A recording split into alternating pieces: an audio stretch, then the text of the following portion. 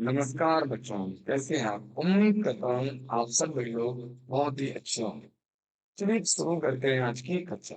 आज की जो कक्षा है वो है जो सीरीज हम चला रहे थे क्वेश्चन बैंक या प्रश्न बैंक जो राज्य शिक्षा केंद्र है उनके एमसीक्यूज की, उसी सीरीज में एक अगला विषय जोड़ते हैं विज्ञान कक्षा 10। ठीक है बच्चों, चलिए देखते हैं वीडियो। विज्ञान कक्षा 10 के सब्जेक्ट के लिए है और ये है 3 सितंबर की जो परीक्षा है उससे रिलेटेड तो है ही है। इसमें बहुत अच्छे प्रश्न है जो आपके अर्धवार्षिक और वार्षिक परीक्षा में भी बहुत महत्वपूर्ण योगदान देंगे। हम प्रश्नों को समझेंगे और प्रश्नों की सहायता से समझेंगे उनके टॉपिक्स को। और उससे भी ज्यादा विशेष है इस वीडियो में हम देखेंगे एसएमसी विद्यावर्ष के बारे में। अभी थोड़ा देखिए, हम 4-5 वीडियो ऑलरेडी अपलोड कर चुके हैं लेकिन आप लोगों को एसएमसी विद्यावर्ष के बारे में बिल्कुल कुछ भी नहीं बताया। तो आज थोड़ा सा जानते हैं एसएमसी विद्यावर्ष के बारे में। पहली बात तो हम देखते हैं एसएमसी विद्यावर्ष सक्सेस मिरर कोचिंग का ही डिजिटल रूप है। ये कोचिंग संचालित होती है भिंड के कनावर, जो रूरल एरिया है कनावर का। ठीक है, ग्राम पंचायत कनावर। हम देखते हैं एसएमसी विद्यावर्ष के बारे में। तो मैं और मेरी टीम पिछले लगभग 10 साल से ज्यादा समय से इस संस्थान को क्या कर रहे हैं। ठीक है, वैसे तो 10 साल का अगर मैं रिजल्ट दिखाने बैठ जाऊंगा तो बहुत बड़ी वीडियो हो जाएगी, तो हम क्या करते हैं लास्ट ईयर का रिजल्ट देखें। ठीक है, आप लोगों की जो डिस्प्ले आपको दिख रही है उस पे शो हो रहा होगा एक बैनर। ठीक है, ये बैनर जो है ये इसी साल के रिजल्ट का है और ये रिजल्ट है विशेषता 12वीं कक्षा के दोनों स्ट्रीम का। ये आर्ट स्ट्रीम का, ह्यूमैनिटीज स्ट्रीम का और ये रिजल्ट किसका है? मैथ और बायो स्ट्रीम का रिजल्ट है। ठीक है बच्चों, देखते हैं हाईएस्ट नंबर कितने हैं? 91। या हाईएस्ट नंबर कितने? 89.2 है। ठीक है, ये जितने इसमें से जो बच्चे देख रहे हैं इसमें ज्यादातर बच्चे इनके फॉर्म कहाँ होते हैं? गवर्नमेंट स्कूल्स में होते हैं। ठीक है, चलिए आगे बढ़ते हैं। बाकी आप देख ही रहे होंगे 91, 89.4, 89.2। ये सब इसलिए किया जा रहा है कि कोई नया बच्चा, जैसे कि जो मुझे जानता है उसके लिए तो सही है, कोई भी नया बच्चा अगर इस वीडियो को देखे तो ये थोड़ा सा टच वर्दी बनता है। ठीक है, और ना ही मैं कोई बड़ा चढ़ा के बात कर रहा हूँ। आप कहीं से भी देख रहे हो तो आप एक काम कर लेना, आप गूगल कर लेना सब सक्सेस मेरे कोचिंग का नाम है। आपको इसके बारे में नेविगेशन या गूगल पे जो निकल के आएगा फोटो देख लेना। देखिए कई सारे जो डिजिटल प्लेटफॉर्म होते हैं वो क्या करते हैं, नियर बाई जितने भी बच्चे होते हैं उन्हें ले लेते हैं। देखिए हमारे टॉपर को देखिए, हमने ये करवाया है, देखिए हमारा टॉपर इतना है, हमारे टॉपर के इतने मार्क्स आए हैं। ये सब नहीं है, क्योंकि मैं ऑफलाइन लर्निंग कर रहा था। ऑफलाइन में तो बेटा जो लोकल ट्रस्ट है उसी से सब काम चलता है।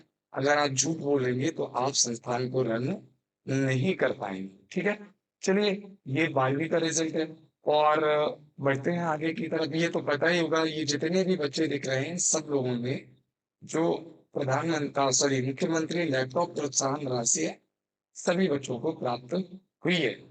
ठीक है, क्योंकि 12वीं में सबके 75+। कई बच्चों के गवर्नमेंट स्कूल से फॉर्म है तो उन्हें स्कूटी वगैरह भी मिलेगी जो स्कूटी योजना है। चलिए 10वीं की ओर बढ़ते हैं। 10वीं में इस साल ये जो बच्चा है इसके नंबर है 491 आउट ऑफ 500, परसेंट लिखिए 98.2, जो कि स्टेट मेरिट में इसकी पोजीशन है 10th पोजीशन। ठीक है, बाकी बच्चे भी आपको दिखाई दे रहे हैं, कई बच्चे हैं जो इसके आसपास हैं। तो कुल मिला के मेरा ये बैनर दिखाने का मोटिव केवल एक है कि आप लोग समझो कि आप एक एक्सपीरियंस जो चैनल है उससे पढ़ रहे हैं। ठीक है, ये कोई ऐसा चैनल नहीं है कि मैंने वेबसाइट बनाई, 2-4 पीडीएफ लगा दी और चलने लगा चैनल। ठीक है, मैं पिछले 10 साल से टीच करवा रहा हूँ एमपी बोर्ड के बच्चों को और बहुत ज्यादा एक्सपीरियंस है। मुझे पता है कि एमपी बोर्ड पेपर कहाँ से बनाता है और पेपर में क्या आता है, ये सब चीजें भी मैं जानता हूँ। ठीक है, मतलब ऐसे नहीं कि एग्जैक्टली मुझे पता है, मुझे पता है मोड ऑफ जो क्वेश्चन होते हैं वो कैसे होते हैं। जैसे कि सीबीएसई का मोड ऑफ एग्जाम अलग होता है, राजस्थान बोर्ड का अलग होता है, एमपी बोर्ड का अलग होता है। कोई भी सीबीएसई या एनसीईआरटी वाला एमपी बोर्ड को ठीक ढंग से पढ़ा ही नहीं सकता, उसे पता नहीं होता। दरअसल एमपी बोर्ड उतना ज्यादा डेप्थ में चीजें नहीं पूछता है। वैसे पूछना चाहिए, मैं भी कह रहा हूँ, मेरा भी कंसर्न है, पूछना चाहिए लेकिन नहीं पूछता। ठीक है, चलिए ये तो देख लिया आपने रिजल्ट। अब शुरू करते हैं आज की क्लास। तो आज की क्लास के जो पहले क्वेश्चन है वो कुछ इस प्रकार है। पहला ही प्रश्न है भौतिक परिवर्तन नहीं है, निम्नलिखित में से भौतिक परिवर्तन नहीं है। देखिए प्रश्न पे जाने से पहले बताऊं कि त्रैमासिक परीक्षा में चैप्टर 1, चैप्टर 5, चैप्टर 6, चैप्टर 9 और चैप्टर 13 ये वो चैप्टर है जहां से त्रैमासिक परीक्षा में क्वेश्चंस पूछे जाएंगे। तो हम सबसे पहले चैप्टर 1 की बात करें। तो बेटा भौतिक परिवर्तन क्या होता है? जो सामान्य दशा में विशेषता एक चक्र को दर्शाए। जैसे ए एक अवस्था है उसकी, बी भी उसकी दूसरी अवस्था। ए से वो बी में कन्वर्ट हो जाए, बी से ए में बदल जाए। जैसे जल और बर्फ, ठीक है, जल से बर्फ बन जाएगी, बर्फ से क्या बन जाएगी? जल। तो ऐसे परिवर्तन को भौतिक परिवर्तन कहते हैं। अब इसमें कौन सा नहीं है? जल वाष्प बनना तो है भाई। एलपीजी का दहन, देखिए एलपीजी जो है ना, वो क्या है? एक हाइड्रोकार्बन है और इसके दहन के फलस्वरूप ऊष्मा निकलती है, तो ऊष्मा क्षेपीय अभिक्रिया भी इसे कह सकते हैं। अब एलपीजी के दहन के बाद दोबारा से मॉलिक्यूल को ऐड ऑन करके एलपीजी नहीं बनाई जा सकती, इसलिए ये क्या है? रासायनिक परिवर्तन। और रासायनिक परिवर्तन के एक दो एग्जांपल्स हैं जो डेली यूज में होते हैं। जैसे आप लोगों ने दही देखा होगा जो दूध से बनता है, जिसके पीछे कारण होता है लैक्टोबैसिलस जीवाणु। तो दूध से अगर दही बन जाएगा, उससे फिर दोबारा दूध बना पाएंगे? इम्पॉसिबल है, बनेगा ही नहीं। तो दूध से दही बनना कौन सा परिवर्तन है? रासायनिक परिवर्तन। ठीक है बच्चों, चलिए आगे बढ़ते हैं। ऊष्मा का अवशोषण होता है, उसे क्या कहते हैं? देखिए ऊष्मा निकले तो क्षेपी, ऊष्मा अगर निकलेगी तो उसे क्या कहेंगे? ऊष्मा क्षेपी। लेकिन हमसे निकलना नहीं पूछ रहे हैं, हमसे क्या पूछ रहे हैं? क्या होता है सर? ऊष्मा का अवशोषण होता है, ऊष्मा का अवशोषण होता है, उसे ऊष्मा शोषी कहते हैं। क्या कहते हैं उसे? ऊष्मा शोषी। ठीक है बच्चों, समझ में आई ना? उसे क्या बोलेंगे हम? ऊष्मा शोषी अभिक्रिया कहेंगे। जिसमें ऊष्मा का अवशोषण होगा उसे क्या कहेंगे? ऊष्मा शोषी अभिक्रिया। ये वाला ऑप्शन से। अगला प्रश्न देखते हैं, निम्नलिखित में से कौन सी रासायनिक अभिक्रिया नहीं है? ये तो है भाई, लोहे पे जंग लगना रासायनिक अभिक्रिया है, भोजन का पकना रासायनिक अभिक्रिया है, कागज का जलना रासायनिक अभिक्रिया है, बर्फ का पिघलना रासायनिक अभिक्रिया नहीं है। ऑप्शन नंबर 7 जो है वो हमारा क्या है? सी। चलिए बात करते हैं अगले प्रश्न की। किसी रासायनिक अभिक्रिया में भाग लेने वाले पदार्थ क्या कहलाते हैं? एक रासायनिक अभिक्रिया के समीकरण को हम इस प्रकार रिप्रेजेंट कर देते हैं, ए प्लस बी और सी प्लस डी। ए प्लस बी वे पदार्थ होते हैं जो अभिक्रिया कराने से, मतलब अभिक्रिया के प्रारंभ में हमारे पास होते हैं, ठीक है। और अभिक्रिया के अंत में जो हमारे पास होते हैं, जो अंत में हमें प्राप्त होते हैं, अंत में प्राप्त होंगे उन्हें, वो कौन से हैं? सी और डी। जो अंत में प्राप्त होते हैं उन्हें या तो उत्पाद कहते हैं या उन्हें कहते हैं क्रिया। क्या कहते हैं बेटा? या तो उत्पाद कहते हैं या कहते हैं क्रियाफल। और जो प्रारंभ में होते हैं उन्हें क्या कहते हैं? अभिकारक या क्रिया कारक। क्या कहते हैं? अभिकारक या क्रिया। क्लियर है? आई बात समझ में? चलिए बढ़ते हैं अगले प्रश्न की तरफ। लंबे समय तक सेवन न करने पर सूखे मेवे सड़ जाते हैं, क्योंकि? देखिए बेटा, आप लोगों ने चिप्स देखी होगी, चिप्स की पैकेट 5 रुपए और 10 रुपए वाली। उसमें क्या होती है? दो चार चिप्स होती है, लॉट ऑफ एयर होती है, बहुत ज्यादा एयर होती है। हम कहते हैं भाई ये एयर इसलिए रखी है जिससे पैकेट बढ़ा देखिए, नहीं। असली पॉइंट ये है, एयर होती है नाइट्रोजन। अब नाइट्रोजन इसमें क्यों होती है?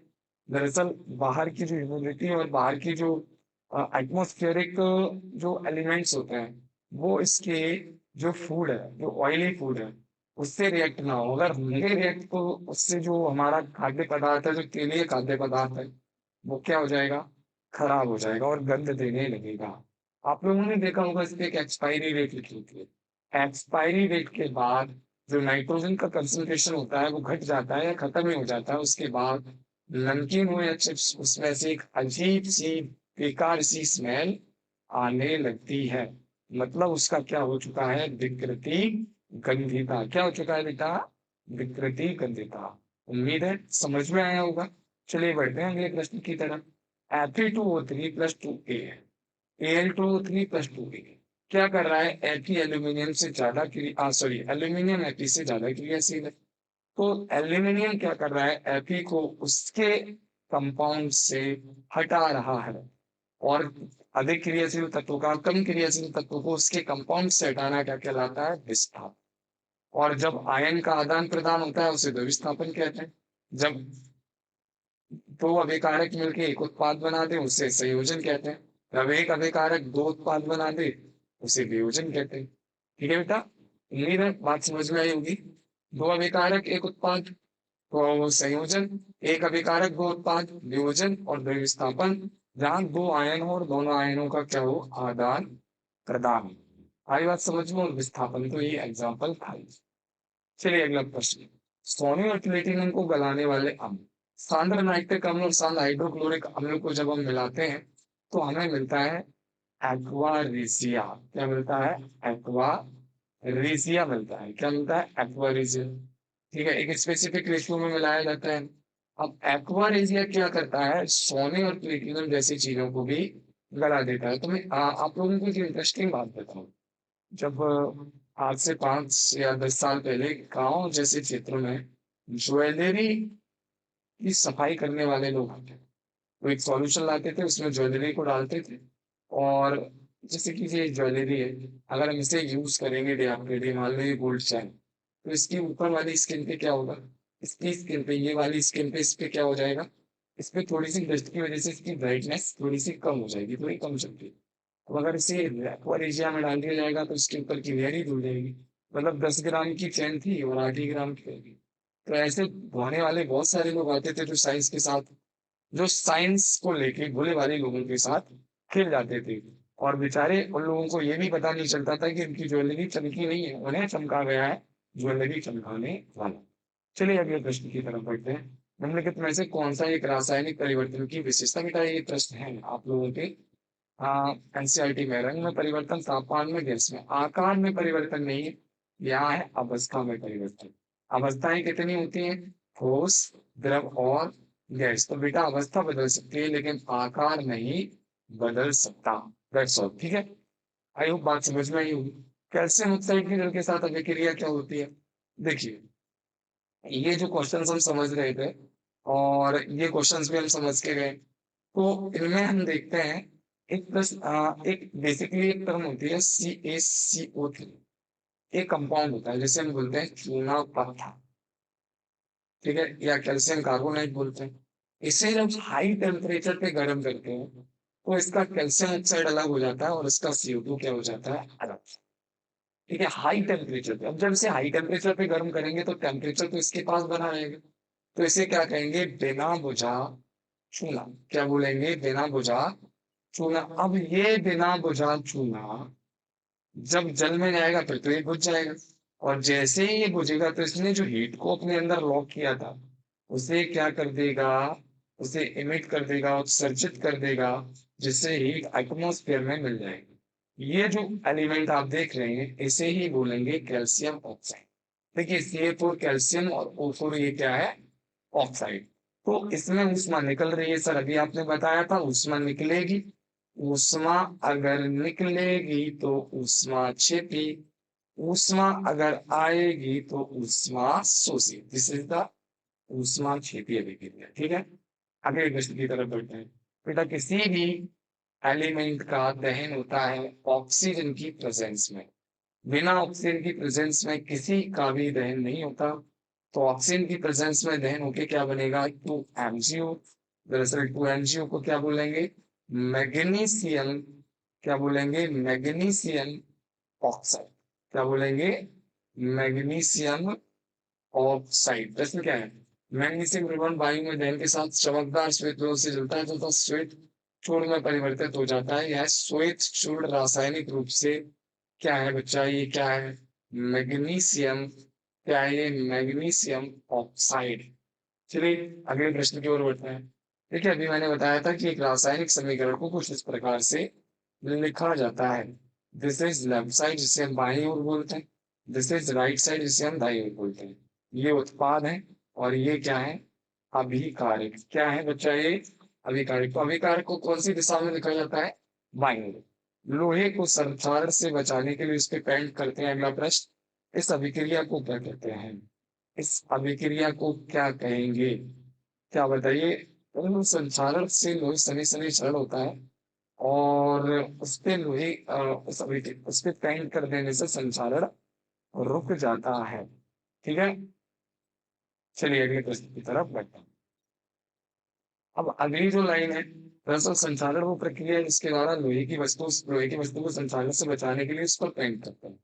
इस अभिक्रिया को क्या कहा जाता है? मुझे नहीं लग रहा इसमें कि कोई भी ऑप्शन सही है, विस्फोटक तो कह ही नहीं सकते। संचालन लोहे में जंग लगने की प्रक्रिया है, ठीक है। पेंट करना गैल्वेनाइजेशन कहलाता है और उसमें धातु की परत चढ़ाना होता है, दरअसल पेंट भी नहीं होता, तो ये मुझे अधूरा सा प्रश्न लग रहा है, ठीक है, इस वजह से मैंने इसे स्किप किया था। चलिए अगली स्लाइड की तरफ बढ़ते हैं। ठीक है, अगली स्लाइड है कि जो जैव प्रक्रम है, जो चैप्टर नंबर 5 से प्रारंभ करते हैं, भोजन नली का कौन सा भाग यकृत से पित्त का स्त्रावण करता है। चलिए समझते हैं भोजन नली कैसी भोजन नली होती है। ये भोजन नली होती है और इसमें ये क्या होता है, अमाशय होता है, ये स्मॉलेनस्टाइन इसे बोलता है। और यहाँ पे क्या होता है, पैंक्रियाज होता है, यहाँ से क्या निकलता है, यहाँ से निकलता है, ये होता है अपना यकृत। ठीक है, शेप थोड़ा सा अलग बन गया, वैसे तो ऐसे करके बनता है ये। अब यकृत में ये होता है क्या, पित्ताशय, पित्ताशय से निकलता है पितरस, तो पितरस निकल के कहाँ चला जाएगा, ऑब्वियसली बात है, पितरस निकल के कहाँ चला जाएगा, छोटा डायग्राम बनाया इस वजह से दिखाई नहीं दे रहा, कहाँ चला जाएगा, छोटी आंत में। कहाँ चला जाएगा, छोटी आंत में, तो ऑप्शन कौन सा सही है, छोटी आंत में चला जाएगा क्या, पितरस। मांसपेशियों में ऑक्सीजन की कमी से क्रिकेट खिलाड़ियों के पैर में जकड़न। देखिए पायरुवेट के जो ग्लूकोज के छेड़ो होते हैं, जो श्वसन चक्र है उसे समझते हैं, 6 मॉलिक्यूल होते हैं इसमें, कार्बन पायरुवेट बनाता है 3 मॉलिक्यूल, ठीक है, पायरुवेट। अब इसके बाद क्या होता है, इसके बाद तीन होता है, मतलब 3 वे में चलता है श्वसन, एक तो अनुपस्थिति में, एक अभाव में, और एक किसमें चलता है, अनुपस्थिति और अभाव के अलावा एक किसमें चलता है, उपस्थिति में। किसमें चलता है, उपस्थिति में। इसका उत्पाद क्या होता है, एथेनॉल होता है। अनुपस्थिति में क्या बनता है, एथेनॉल बनता है। और ये होता कहाँ है, साइटोप्लाज्म में होता है, किसमें होता है, ये ईस्ट में होता है।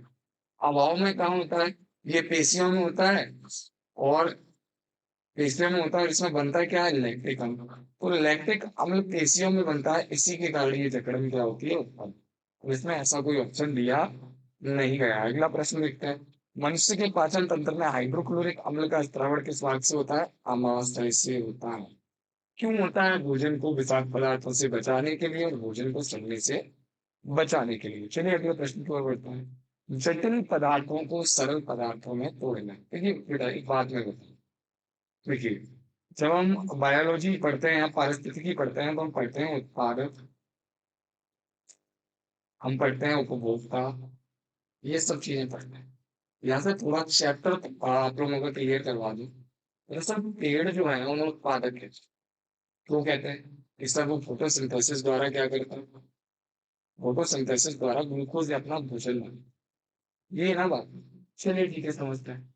जो बेसिकली सिंपल स्ट्रक्चर का कार्बन था, पेड़ ने क्या किया, उसे C6 H12O6 बना दिया। मतलब जो उत्पादक है उसने सरल कार्बन को क्या बना दिया बच्चा, जटिल कार्बन।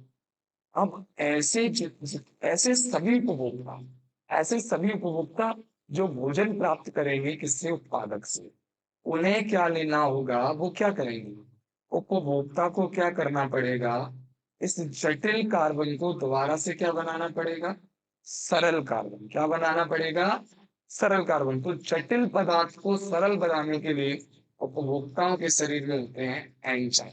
क्या होते हैं, एंजाइम।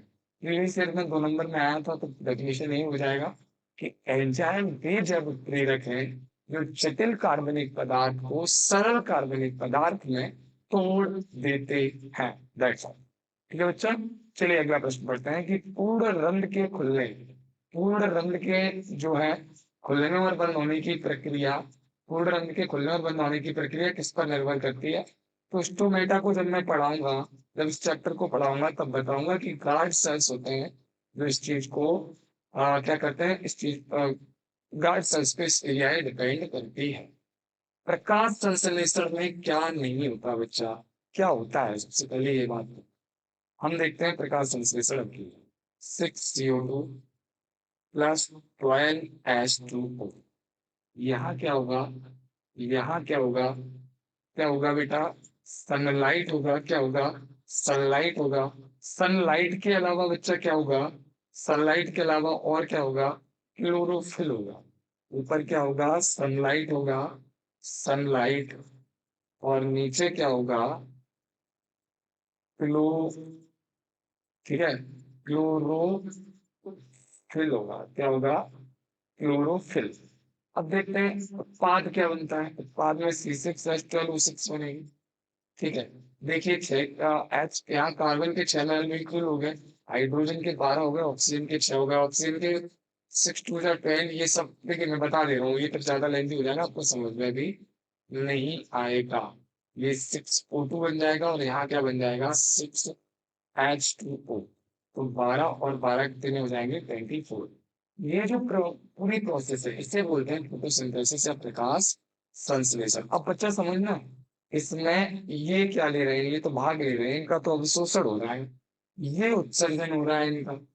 तो हमसे क्या कहा है? कार्बन डाइऑक्साइड का उत्सर्जन होता है, जबकि हो क्या रहा है कार्बन डाइऑक्साइड का? अब शोषण हो रहा है। Option number the is the right answer. ठीक है, चलिए अगले प्रश्न पर बढ़ते हैं। प्रकाश संश्लेषण के लिए आवश्यक नहीं है। बेटा अब ये देखिए पीछे वाली स्लाइड पे, ये प्रकाश संश्लेषण क्रिया में प्राप्त हुआ है। ठीक है, आवश्यक तो इतनी ही चीजें थी ना, इतनी चीजें। तो ऑक्सीजन तो प्राप्त हुआ है, ये आवश्यक नहीं है, तो ऑक्सीजन क्या होगा इसका सही आंसर आंसर होगा। पत्ती की सतह पर पाए जाने वाले क्षेत्र को स्टोमेटा कहते हैं। प्रकाश संश्लेषण की क्रिया भाई स्टोमेटा पत्तियों में होगी, तो पत्तियों में ही होगी ऑब्वियसली। आहार नली का वह भाग जहाँ कोई पाचन क्रिया नहीं होती, अभी मैंने बताया था। ये मान लीजिए, देखिए यहाँ देखिए, देखिए यहाँ पे मान लेते हैं। ठीक है, ये एक क्या है? ये एक है ह्यूमन। ठीक है, क्या है ये? ह्यूमन है ऑब्वियसली। अब यहाँ से हम देखते हैं, ये ओपन एरिया होता है, क्लोज हो गया। यहाँ से यहाँ तक एक नलिका आती है। यहाँ पे क्या होता है? डायफ्राम होता है। क्या होता है यहाँ पे? डायफ्राम। यहाँ पे होता है ऐसे करके एक स्ट्रक्चर होता है जिसे अमाशय बोलते हैं। तो बेटा यहाँ पे तो लाल ग्रंथियां होती हैं। क्या होती है? लाल ग्रंथि, जैसे सलाइवा ग्लैंड बोलते हैं। यहाँ पे HCl वगैरह मिलाया जाता है, और भी बहुत सारी प्रोटीन विकर वगैरह मिलाए जाते हैं एंजाइम वगैरह। लेकिन ये जो नलिका है इसमें भोजन का पाचन नहीं होता, ये एक रास्ते की तरह कार्य करती है। और ये ऑप्शन में भी है, देखिए ये क्या है? ग्रशिका। इसे क्या बोलते हैं? ग्रशिका है। ठीक है, ग्रसिका में कोई भी पाचन नहीं होता। मुख गुहिका में से कौन सा पाचन होता है? बेटा जब हम भोजन को मुंह में रखते हैं, भोजन का पाचन प्रारंभ हो जाता है। लार एमाइलेज क्या करता है? जैसे ही हम भोजन को मुंह में रखते हैं, तो लार एमाइलेज भोजन को क्या करता है? एक तो चिकना बनाता है, और दोबारा दूसरा कार्य क्या है कि जो प्लांट ओरिएंटेड चीजें होती है ना, प्लांट ओरिएंटेड फूड होता है, उनमें स्टार्च होता है। और स्टार्च को डाइजेस्ट करने के लिए ह्यूमन इंटरनल डाइजेशन में कोई ऑर्गन नहीं होता। तो उसका डाइजेशन बेटा कहाँ होता है? मुंह में ही होता है। स्टार्च को मुंह में ही ग्लूकोज में कन्वर्ट करना होता है। आपने देखा होगा डॉक्टर या सभी लोग जिनके डाइजेशन में प्रॉब्लम होता है, उन्हें एक सलाह दी जाती है कि आप भोजन को चबाइए, बिकॉज आपकी बॉडी में लॉट ऑफ स्टार्च जा रहा है, वो डाइजेस्ट नहीं हो रहा है। तो स्टार्च को लार एमाइलेज किसमें कन्वर्ट करता है? ग्लूकोज में। तभी आप देखते होंगे कि भोजन को ज्यादा देर चबाने से वो मीठा मीठा सा लगने लगता है, शर्करा में बदल। ये बेटा छोटी आंत भोजन से जितनी भी विशेषकर पोषक तत्व उनका अवशोषण करती है। चलिए आगे बढ़ते हैं। अमाशय में पाए जाते हैं प्रोटीन। देखिए पहले HCl तो मैंने बता ही दिया बेटा, HCl क्यों पाया जाता है? भोजन को सड़ने से बचाए। प्रोटीन पाचक एंजाइम अमाशय में पाया जाता है। कौन सा प्रोटीन? पेप्सिन पाया जाता है बेटा। श्लेष्मा होती है, बिल्कुल होती है। श्लेष्मा कैसी होती है?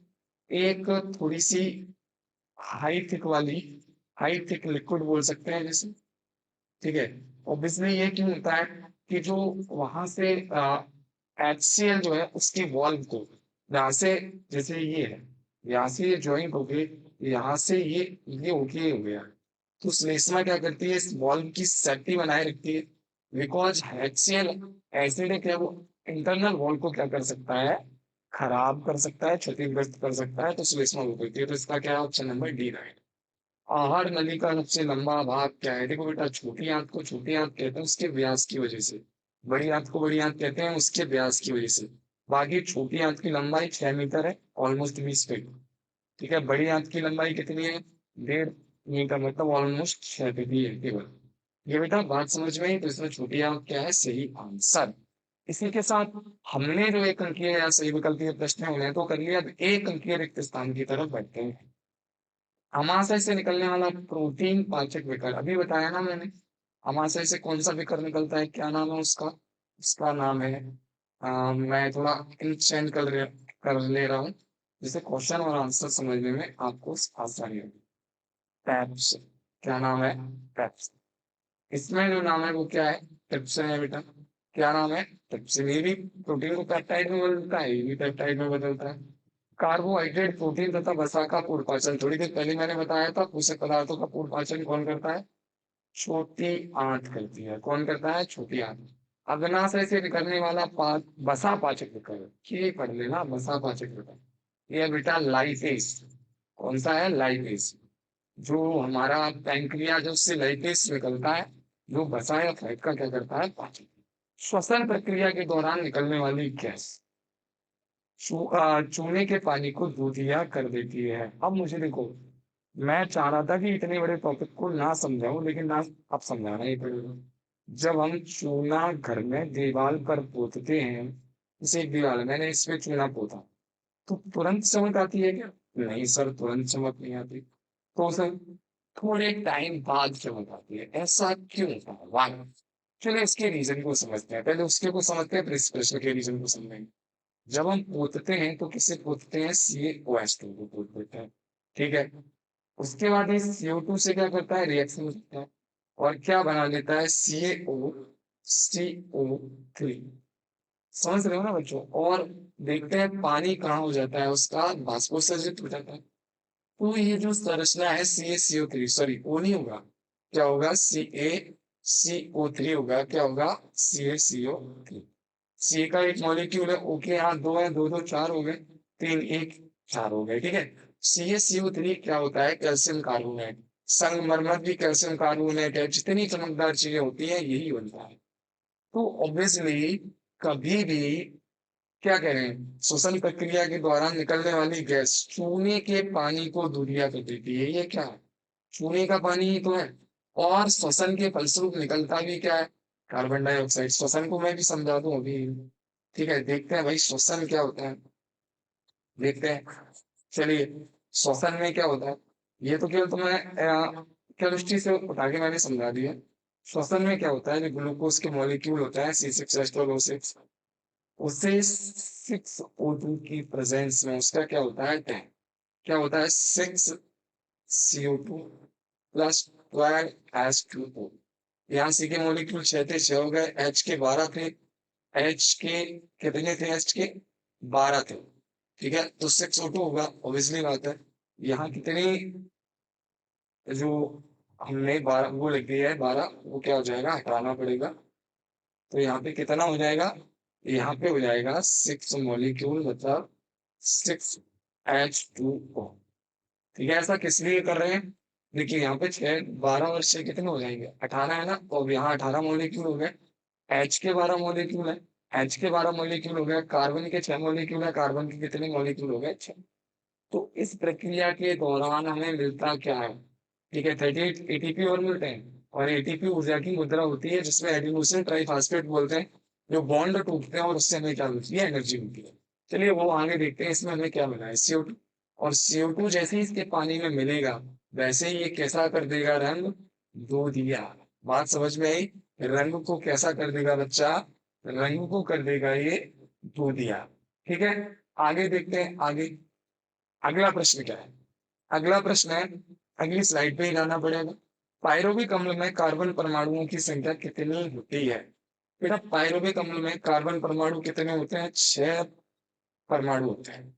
कितने? सॉरी, पायरोबिक अम्ल में तो 3 परमाणु होते हैं। ग्लूकोज में 6 परमाणु होते हैं, पायरोबिक अम्ल में कितने परमाणु होते हैं? 3 परमाणु। कोशिका प्रक्रमण के लिए ऊर्जा मुद्रा अभी मैंने बताया था, एटीपी। एटीपी जब टूटती है, एडिनोसिन ट्राइफॉस्फेट है, ये डाइफॉस्फेट में भी टूट सकते हैं, उससे क्या प्राप्त होती है? एनर्जी प्राप्त होती है।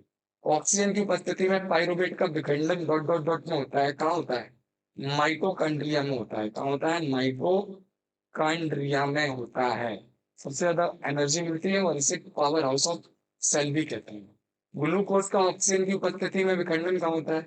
ग्लूकोज का ऑक्सीजन की उपस्थिति में विखंडन कहाँ नहीं होता, क्या कहलाता है? तो वायवीय श्वसन कहलाता है, सीधी सीधी बात। क्या कहलाएगा? वायवीय श्वसन, एरोबिक रेस्पिरेशन। ठीक है बेटा। पायरुवेट का ऑक्सीजन की अनुपस्थिति में विघटन न होने पर अंतिम उत्पाद क्या बनता है? एथेनॉल। पीछे समझ के आए, अंतिम उत्पाद क्या बनता है? एथेनॉल। प्रकाश संश्लेषण में कौन सी गैस मुक्त होती है? मुक्त होती है, अवशोषित नहीं होती है, मुक्त तो ऑक्सीजन होती है। पादपों में भोजन का संवहन। देखो इसे कैसे याद करना है, जैसे मान लो यहाँ बना दे रहा हूँ, ये एक ट्री है, ये इसकी क्या है? जड़ है। अब इसमें क्या होता है, ऐसे एक सेल्स पाए जाते हैं, टिश्यूज पाए जाते हैं, और ये बन गया एक ट्री। तो देखिए दो रास्ते होंगे इसमें, एक रास्ते से जल ऊपर जाएगा, जल ऊपर जाएगा इस वाले रास्ते से। तो जल को हम जब पढ़ेंगे तो जल जाइलम ले जाता है। याद करने का मनोमिक क्या है? जल। इसमें भी जल दिख रहा है। ऊपर से जो भोज्य पदार्थ है उन्हें कौन लेके आता है? उन्हें लेके आता है फ्लोएम। कौन लेके आता है? फ्लोएम। तो संवहन जो पादप में है वो दो प्रकार के ऊतकों द्वारा होता है बेटा। कितने प्रकार के ऊतकों द्वारा? दो। जो जल है उसे ऊपर लेके कौन जाता है? जल को सब ऊपर लेके जाने वाला जो ऊतक है उसे बोलते हैं जाइलम। वो जल के साथ साथ खनिज लवण भी ले जाता है। और ऊपर से भोजन कौन लेके आता है? फ्लोएम लेके आता है। तो इसका आंसर क्या होगा बेटा? देखिए भोजन का संवहन तो बेटा कौन करेगा? फ्लोएम करेगा। क्लियर है बात? जलीय जीव श्वसन के लिए गिल्स का उपयोग करते हैं या जलीय ऑक्सीजन का उपयोग करते हैं, जो भी होगा।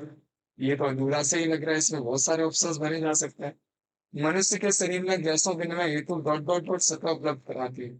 कौन सतह उपलब्ध कराते हैं? फुफ्फुस की, फुफ्फुस की कूपेकाएं। फुफ्फुस की कूपेकाएं क्या कराती है? देखिए इस क्रियात्मक और संरचनात्मक इकाई है किसके? फेफड़ों की। क्लियर है बात? मानव शरीर में ऑक्सीजन परिवहन के लिए उत्तरदायी कौन है? ऑक्सीजन का परिवहन कौन करता है? तो आरबीसी जो है उसमें रेड कलर का एक वर्णक होता है जिसे हम बोलते हैं हीमोग्लोबिन। क्या बोलते हैं? हीमोग्लोबिन। हीमोग्लोबिन सामान्यतः जब इसकी कमी होती है तो ऑक्सीजन की कमी हो जाती है, जिससे रेस्पिरेशन या श्वसन ठीक ढंग से नहीं होता। और और इससे हीमोग्लोबिन की कमी वाले पेशेंट को आलस आता है, नींद आती है, बाकी सब। और इसकी कमी की ही कंडीशन को बोला जाता है बच्चा, क्या बोला जाता है? एनीमिया। क्या कहा जाता है? एनीमिया। चलिए आगे बढ़ते हैं। ठीक है। अब अगले चैप्टर पर पहुंचते हैं। चैप्टर का नाम है नियंत्रण एवं समन्वय। चलिए बेटा देखते हैं नियंत्रण और समन्वय को। देखिए हम अभी एमसीक्यूज पढ़ रहे हैं तो थोड़ा फास्ट एंड फॉरवर्ड। ठीक है। जैसे ही मैं चैप्टर शुरू कराऊंगा मैं प्रॉमिस करता हूं एक एक चीज, एक एक पॉइंट आपको एक्सप्लेन करके बहुत बेहतरीन तरीके से ही आगे बढ़ूंगा। अभी देखिए एक्सप्लेन करने बैठ जाऊंगा तो बस 5-6 घंटे की वीडियो हो जाएगी, फिर तो कोई देखेगा ही नहीं। शुरुआत के 10-5 मिनट देखेंगे और स्किप कर देंगे तो आप, मेरी मेहनत भी जाएगी और आप उसे देखेंगे भी नहीं। ठीक है। इसलिए फिलहाल तो इतना ही, फिर मैं टॉपिक बाई टॉपिक वीडियो बनाऊंगा। चलिए प्रश्न पढ़ते हैं। कपाल तंत्रिका और मेरु तंत्रिका से मिलकर बनता है। बेटा जो तंत्रिका तंत्र उसके दो भाग होते हैं, उसमें केंद्रीय तंत्रिका तंत्र होता है, परिधीय तंत्रिका तंत्र। तो जो सीएनएस होता है केंद्रीय तंत्रिका तंत्र, वो होता है, उसके ही दोनों भाग हैं। कौन सी? कपाल तंत्रिका। केंद्रीय तंत्रिका के भाग है कपाल तंत्रिका और मेरु रज्जु। क्लियर है हुई बेटा बात? तंत्रिका तंत्र की प्रमुख इकाई, इकाई का मतलब है क्रियात्मक और संरचनात्मक इकाई, न्यूरॉन्स। न्यूरॉन होती है इसकी क्रियात्मक और संरचनात्मक इकाई। प्रतिवर्ती क्रिया का चाप केंद्र मेरुरज्जु। समझते हैं प्रतिवर्ती क्रिया कौन सी होती है? देखिए एक ऐच्छिक क्रिया होती है, एक अनैच्छिक क्रिया होती है। तो प्रतिवर्ती तो अनैच्छिक क्रिया है। आती कैसे? जैसे मान की शिवलिंग, हम लोग मान लेते हैं हम लोग कहीं घूम रहे हैं, लाइक हम लोग कहीं शादी में गए और मकान में घूमे।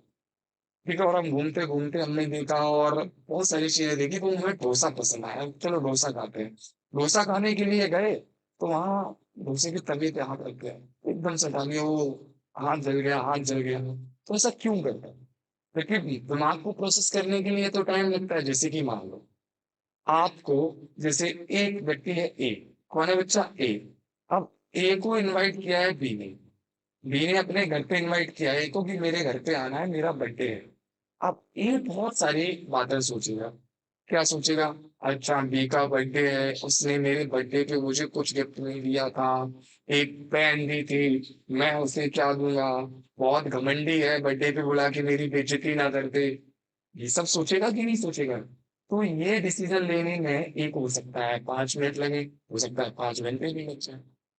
अब सोचिए, अगर ऐसी क्रिया होती कि मैंने डोसा तवे पे हाथ रख दिया और मैं सोचूं, ओहो मजा आ रहा है, हटाऊं या ना हटाऊं, थोड़ी देर बाद हटाऊंगा, देखता हूँ अब हटाऊंगा, तब तो हाथ ही जल जाता। तो जो ह्यूमन बॉडी का स्ट्रक्चर है, ह्यूमन बॉडी का जो नेचर है, उसने ही प्रतिवर्ती क्रियाओं का केंद्र किसे बनाया है? मेरुरज्जु को क्यों बनाया है? क्विक रिस्पॉन्स के लिए बेटा, किसके लिए? क्विक रिस्पॉन्स के लिए, कि भैया तुम्हें तुरंत रिस्पॉन्स करना है, तुम उस चीज को प्रोसेस नहीं कर सकते। समझ में आई कि नहीं आई बात? बताइए, समझ में आई कि नहीं? जैसे मान लो आप कहीं घूमने गए, जंगल में घूमने गए, आपके सामने शेर आ गया, तो आप देख रहे हैं शेर को, अच्छा अच्छा अच्छा शेर है, अच्छा भागना है, नहीं नहीं, अब ऐसे ये तो शायद पालतू होगा, इतना टाइम कहाँ है, तब तक तो खेल हो जाएगा। तो हमें ऐसे टाइम के लिए जो क्विक रिस्पॉन्स देता है, हालांकि वो एक अलग है, वो टॉपिक अंतःस्त्रावी ग्रंथि में मिल जाएगा, लेकिन क्विक रिस्पॉन्स के लिए कौन रिस्पॉन्सिबल है? नेहरू रज्जु। सोचने वाला भाग बेटा प्रमस्तिष्क है, जो अग्र मस्तिष्क का क्या होता है? भाग होता है। ठीक है। मटर के पौधे में मटर के पौधे में जो तंतु की वृद्धि होती है, उससे क्या कहते हैं? उसे कहते हैं थिग्मो थिग्मो योटिज्म बोलते हैं, थिग्मो प्रोटिज्म बोलते हैं। ठीक है, लिख दे रहा हूं, थिग्मो प्रोटिज्म। थिग्मो प्रोटिज्म दरअसल है क्या, समझते हैं। इसमें क्या होता है? इसमें जो सेल्स किसी सहारे के, जैसे मान लो ये एक प्लांट है, ठीक है, इसकी ये वाली जो शाखा है, ये एक लकड़ी के सहारे से है, और ये वाली शाखा लकड़ी के सहारे पे नहीं। तो इसकी कोशिकाओं में बड़ी जल्दी जल्दी वृद्धि होती है, किसके लिए वृद्धि होती है? सहारा, मतलब स्पेशली कोई लकड़ी का सहारा इसे मिले, उसके लिए इसमें बहुत ज्यादा स्पीड से वृद्धि होती है। तो मटर के तंतु की वृद्धि भी कुछ इसी प्रकार होती है, इसे बोलते हैं थिग्नोटोटिज्म बोला जाता है। वृद्धि हार्मोन की कमी के कारण क्या होता है? वृद्धि हार्मोन की कमी के कारण एक रोग होता है, इसे बोलते हैं बौनापन। व्यक्ति बहुत ज्यादा झूठा रह जाता है। पराग नलिका की अंडाणु की ओर वृद्धि। देखिए बेटा, जो प्लांट स्ट्रक्चर है वो तो आप लोगों ने पढ़ा ही होगा, पढ़ा है कि नहीं पढ़ा है? उम्मीद है पढ़ा होगा। देखते हैं थोड़ा। देखिए प्लांट स्ट्रक्चर को कैसे समझते हैं, देखिए हम देख रहे हैं, जैसे मान लो कि ये होता है एक, और ये है, ऐसा नहीं होता, ऐसा। ठीक है, थोड़ा डायग्राम में समस्या आती है कहीं टाइप से, लेकिन क्लियर करा दी। ये यहाँ पे थोड़ा ऐसा स्ट्रक्चर होता है, फिर क्या होता है, अरे, फिर ऐसा स्ट्रक्चर होके, और ये बाहर की तरफ हो जाती है, ऐसा स्ट्रक्चर होके ये बाहर की तरफ हो जाती है। तो यहाँ से परागकण यहाँ निकलते हैं, तो परागकण से यहाँ निकलती है पराग नलिका, जो यहाँ पे स्थित अंडाणु तक आती है। किस तक आती है? अंडाणु तक आती है। वैसे तो मुझे ये डायग्राम बना लेना चाहिए था ऑलरेडी, ठीक है, लेकिन पराग कण से जो नलिका निकलती है, उसकी अंडाणु की ओर गति, अनुवर्तन आपने पढ़ा होगा। अनुवर्तन के, अनुवर्तन क्या है? किसकी, किसी विशेष उसकी ओर गति, विशेष स्थिति में विशेष ऑब्जेक्ट की तरफ गति को अनुवर्तन बोलते हैं। तो ये अनुवर्तन है रसायनानुवर्तन। ठीक है, रसायनानुवर्तन का एग्जाम्पल है कौन सा? रसायनानुवर्तन का एग्जाम्पल है पराग नल के अंडाणु की ओर वृद्धि का कारण। टेस्टोस्टेरोन हार्मोन, ये मेल रिप्रेजेंटेटिव हार्मोन है, और ये कहाँ से निकलता है? ये निकलता है वृषण से। और एक मेल में दो, सॉरी, एक जोड़ी वृषण होते हैं, एक जोड़ी मतलब दो वृषण होते हैं। चलिए आगे बढ़ते हैं। अब पहुंचते हैं फिजिक्स पे, फिजिक्स चैप्टर नंबर 9 की तरफ। तो बेटा गोलीय दर्पण की फोकस दूरी, उसकी वक्रता त्रिज्या की डॉट डॉट डॉट होती है, तो आर कितना होता है? आर बराबर होता है 2 है। ठीक है, तो एफ बराबर क्या होगा? आर बटे 2, ये होता है ना। तो वक्रता त्रिज्या की कितनी होगी? आधी होगी। फोकस दूरी वक्रता त्रिज्या की कितनी है? आधी है। जब कोई प्रकाश किरण सघन माध्यम से विरल माध्यम में प्रवेश करती है, तो यह दूर हट जाती है, किसके कारण?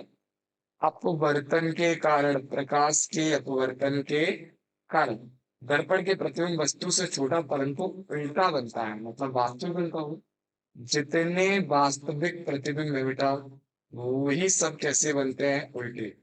ठीक है, और ऐसा कौन सा दर्पण है जिसमें वास्तविक प्रतिबिंब बनते हैं? तो दर्पण है अवतल गोलीय दर्पण। ठीक है बेटा। चलिए, वाहनों के पीछे का दृश्य देखने के लिए देखिए, ये दर्पण क्या करता है? प्रकाश किरणों को एकत्रित करता है। लाइक मान लीजिए इसे इसे लाइन यहाँ खींच लेते हैं, इसे ऐसे बना लेते हैं एक मिरर की। ठीक है, we know that this is concave mirror, अवतल दर्पण। अनंत से कोई प्रकाश किरण, ये इसका वक्रता केंद्र मान लो। अनंत से कोई प्रकाश किरण आएगी तो वो यहाँ एकत्रित होगी। ये आपतित प्रकाश है, ये क्या है? परावर्तित प्रकाश। ये यहाँ से आएगी तो ये भी यहीं रहेगी। ये आपतित प्रकाश है, ये परावर्तित प्रकाश है। तो अवतल दर्पण प्रकाश किरणों को क्या करता है? एक। और वही अब मैं दूसरी केस की बात करूं, दूसरे केस में अगर मैं समझू तो उत्तल दर्पण क्या करेगा? जैसे उत्तल दर्पण को देखो तो उत्तल दर्पण क्या करेगा? वो एकत्रित नहीं करता, वो फैला देता है। उसमें प्रकाश किरण दर्पण की दूसरी ओर एकत्रित होती है, प्रतीत होती है। कैसे समझते हैं सबसे? ये मान लो, अब मान लो ये इसका मुख्य अक्ष हो गया, ये पी हो गया। अंदर की तरफ क्या कर दे रहे हैं? पॉलिश कर दे रहे हैं। ये इसका, ये आगे तरफ सी हो गई। अब प्रकाश किरणें इसके समांतर आएंगे और यहाँ चलेंगे, इसके समांतर परावर्तित आपतित होंगी और यहाँ क्या हो जाएंगी? मुख्य अक्ष पर तो प्रकाश किरणें मिली नहीं, तो इससे हम पीछे की ओर खींचेंगे, इससे भी पीछे की ओर खींचेंगे। तो ये जिस बिंदु पर मिलेंगे उसे हम क्या बोलेंगे? मुख्य फोकस। क्या बोलेंगे उसे? मुख्य फोकस। तो प्रश्न क्या था? अब यहाँ देखना है, ये प्रकाश किरणों को फैला रहा और वो प्रकाश किरणों को क्या कर रहा था? एकत्रित कर रहा। तो बेटा, दर्पण के साइड मिरर के रूप में पीछे का दृश्य देखने के लिए हम क्या, कौन सा दर्पण लगाएंगे? देखिए, जो प्रकाश को इकट्ठा, हमें वस्तु प्रकाश की उपस्थिति में दिखाई देती है। अगर कोई दर्पण प्रकाश को इकट्ठा करेगा तो क्या करेगा? बहुत दूर नहीं दिखवाएगा, वो वहीं पे बहुत अच्छे से चीजें एक्सप्लेन करवाएगा। थोड़ी ज्यादा डिटेल में चीजें देख पाएंगे, थोड़ी ज्यादा डिटेल्ड होगी उनकी इमेज इसमें। लेकिन हमें जब बांध के पीछे देखना होता है तो हमें केवल अपना मुंह थोड़ी ना देखना होता, हम तो दूर सड़क तक देखना चाहते हैं। तो दूर तक देखने के लिए कौन सा दर्पण यूज करते हैं? उत्तल दर्पण। कौन सा दर्पण यूज करेंगे बेटा? उत्तल दर्पण। आई होप ये बात आप लोगों को समझ में आई होगी। चलो इसे साफ कर देते हैं। ठीक है, अगले प्रश्न की तरफ बढ़ते हैं। प्रकाश का लेंस सदैव छोटा, आभासी और सीधा प्रतिबिंब बनाता है। ऐसा कौन सा लेंस है जिससे बनने वाला प्रतिबिंब हमेशा छोटा, आभासी और सीधे होता है? देखिए बेटा, 95% केसेस में अवतल दर्पण के प्रतिबिंब, अवतल के प्रतिबिंब क्या होते हैं? वास्तविक होते हैं। शायद एक ही प्रतिबिंब है जो इसका आभासी बनता है, जब वस्तु को अपन दर्पण की ध्रुव और मुख्य फोकस के बीच है।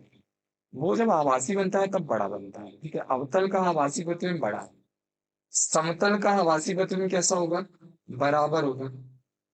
तो बचा उत्तल। तो उत्तल का आभासी प्रतिबिंब कैसा होगा पता है आप लोगों को? उत्तल का आभासी प्रतिबिंब होगा वस्तु से छोटा। तो इसका आंसर क्या होगा?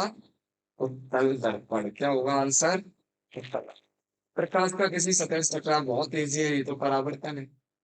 ठीक है, परावर्तन हो गया। डॉट डॉट डॉट की दिशा में आपतित किरण प्रकाश उत्तल लेंस से अपवर्तन के पश्चात मुख्य अक्ष के समांतर हो जाती है। डॉट डॉट डॉट की दिशा में आपतित किरण उत्तल लेंस से अपवर्तन के पश्चात, उत्तल लेंस देखते हैं कौन सा होता है। ये हो गया उत्तल लेंस, ये हो गया। ठीक है, ये हो गया। डॉट डॉट डॉट की दिशा में आपतित किरण उत्तल लेंस से अपवर्तन के पश्चात, उत्तल लेंस से अपवर्तन के पश्चात मुख्य अक्ष के समांतर हो जाती है। तो भाई, अब सीधी सीधी सी बात है, यहाँ पे दो फोकस हो गए। एक फोकस तो ये होगा, ठीक है,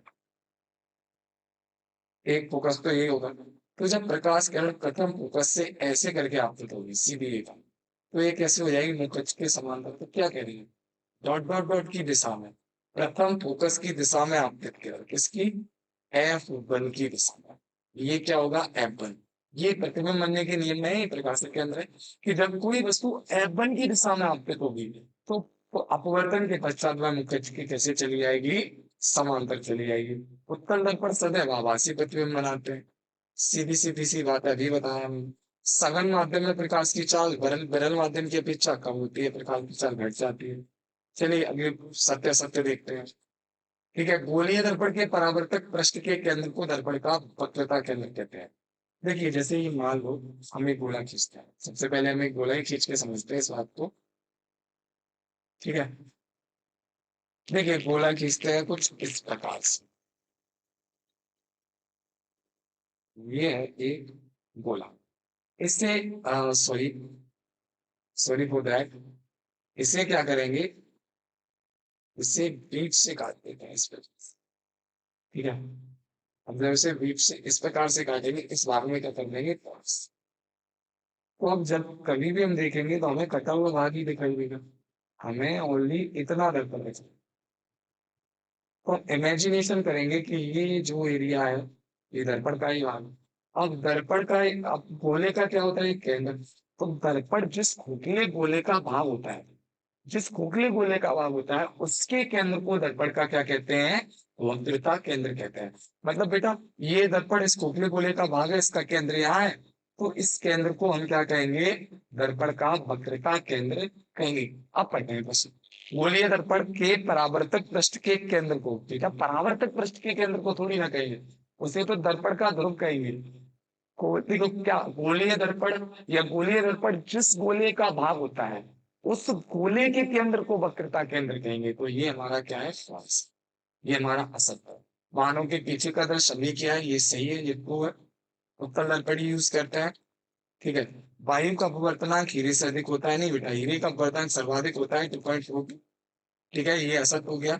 गोलीय दर्पण की फोकस दूरी वक्रता केंद्र की दुगनी होती है। कौन कह रहा है भाई वक्रता केंद्र की दुगनी होती है, वक्रता केंद्र पहले तो वक्रता त्रिज्या होगी, वक्रता त्रिज्या की दुगनी नहीं होती, वक्रता त्रिज्या फोकस की दुगनी होती है। तो ये पॉइंट भी क्या है असत। उत्तल दर्पण परावर्तन के नियमों का पालन नहीं करता, बिल्कुल करता है, क्यों नहीं करेगा, ये भी असत्य है। आभासी प्रतिबिंब वस्तु के सापेक्ष उल्टा बनता है, असत्य है। वास्तविक प्रतिबिंब वस्तु के सापेक्ष उल्टे बनते हैं, आभासी प्रतिबिंब वस्तु के सापेक्ष सीधे बनते हैं। गोलीय दर्पण का परावर्तक पृष्ठ जिस गोले का भाग होता है उसकी त्रिज्या दर्पण का ध्रुव कहलाती है। परावर्तक पृष्ठ के मध्य बिंदु को, जो पहले में पूछा था, उसे ध्रुव कहेंगे। उसकी त्रिज्या तो वक्रता त्रिज्या कहलाएगी, क्या कहलाएगी, वक्रता त्रिज्या। आपतन कोण का मान सदैव परावर्तन कोण के अधिक होता है, नहीं बराबर होता है। अपवर्तनांक दो चाल का अनुपात होता है, ये सही है। किसी माध्यम में प्रकाश की चाल माध्यम के अपवर्तनांक के अनुक्रमानुपाती होती है। किसी माध्यम में प्रकाश की चाल माध्यम के अपवर्तनांक के अनुक्रमानुपाती होती है, सही है। अपवर्तन दर्पण की क्षमता ऋणात्मक होती है। देखिए लेंस की क्षमता जो है वो क्या है, फोकस दूरी का वितरण। ठीक है, अब अवतल जो लेंस है इसकी फोकस दूरी यहाँ है, दर्पण के सामने जो निगेटिव है, तो इसकी क्षमता भी क्या होगी, निगेटिव। ये बात भी क्या है, सही है। चलिए इन्हें मिलाते हैं, डायोप्टर लेंस की क्षमता है, तो ये इससे मिल जाएगा।